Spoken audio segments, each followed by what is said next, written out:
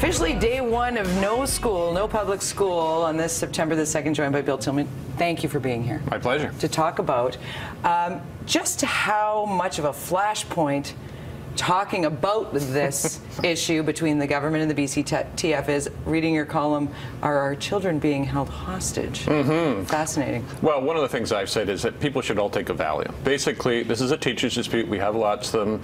The world will not end if kids miss 2 weeks of school or a bit more than that. It's a valuable life lesson. And then you look around the world, you see your news headline, you see there's tanks in the Ukraine from Russia. There are alternate dispute resolution methods which aren't too good. So this is a much more peaceful way of doing it. And at the end of this, kids will finish school and everyone will be happy, hopefully, and they'll get their degrees and go on. But it's a very inconvenient and for some people expensive lesson in life. The key words you say there is the valuable life lesson with this entire negotiation. What do you see as the lesson at the point when this finally gets resolved? What is the ultimate lesson out of all of this? Well, we have a fundamental difference in the province over the question of special needs and class composition. And this is going to hopefully resolve it, perhaps in a longer and more protracted way than we really want. But I think people have to all decide. I mean, do we want to deal with the needed resources for special needs kids? We know there's more and more of them in the classroom, and when we see the teachers aren't going to make up their money. I mean, I'm sorry for the teachers watching, but you're not going to make up your $5,000 in lost wages. You get a little bit back. But really, this should be about special needs kids and the classroom sizes, which I think most people would say, I'd rather have my kid in a smaller class. That's why there's private schools. I'd rather have more resources. That's, again, another reason why some parents pay for private schools. So why should everybody else not have that? And it's sort of an interesting perspective when you take yourself away from just this dispute. This has happened numerous times, and if the teachers had perhaps stayed focused or taken those deals earlier, this would only be about class size and composition. Yeah, I think if we could somehow, if the teachers could have strategically managed to get the wage and benefits piece right off the table early on, said, for example, and they didn't say this, but said we'll take the public sector pattern that everybody else has taken, plus some makeup for the years we had zero, which I think would be fair. And let's just talk about class size and composition. We've had court cases. Let's just resolve it in negotiation. I think the teachers would be in a much more strategically powerful position. It would all be about that. Instead, Minister Fassbender was here this morning. I'm sure he talked about wages and benefits because that's the government's message box. And so they've sort of left that one open, and I think that's one of the challenges that they have now. I don't know. I don't think going out for the summer was the best idea either. I think we should be talking about now teachers are going on strike today as opposed to teachers are going on strike in June. And with the art of negotiation, communication, no doubt key. I think we've heard this sentiment over and over that both sides want to get to the table. They want to get the deal done. But then you throw in the mix of social media, and this has become a PR war of words with both sides. Do you think social media with this has become more of a hindrance than helpful in this process? Well, when you have a media blackout, and you know I've got a lot of background in labor relations, you don't talk to the media pretty much, period. Yeah, so Minister Fassbender was doing media tours and all that sort of thing, which doesn't help the situation. But ultimately, what's got to happen, both sides need to feel more pressure.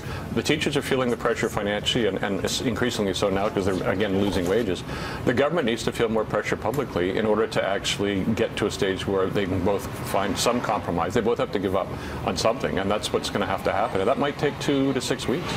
So 2 to 6 weeks, and many of us as spectators, but also parents and taxpayers, are wondering how bad is it when somebody the ilk of Vince Reddy goes in and goes, you know what, I'm out.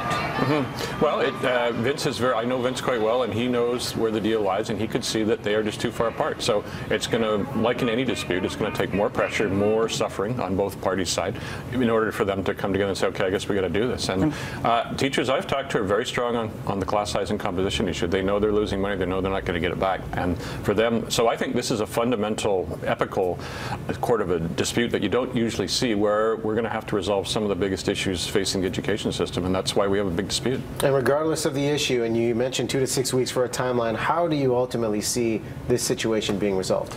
Well, there's 2 ways to go: negotiate or legislate. That's only 2 choices you have. The government could decide after length of time, which most governments have done in the past, to find some legislative solution, which could mean imposing a contract, which in my view is completely unfair because the employer is also the government.